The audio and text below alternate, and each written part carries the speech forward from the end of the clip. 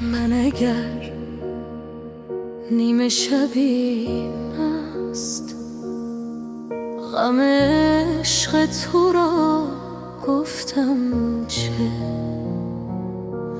من اگر بار دگر دست ز خود شستم چه؟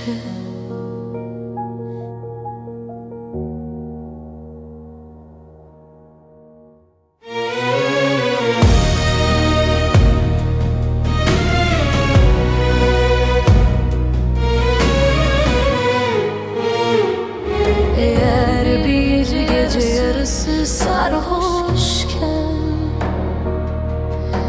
sana olan aşkımın derdini söylediysem, ne olur ki bir kez daha kendimden vazgeçtiysem, ne olur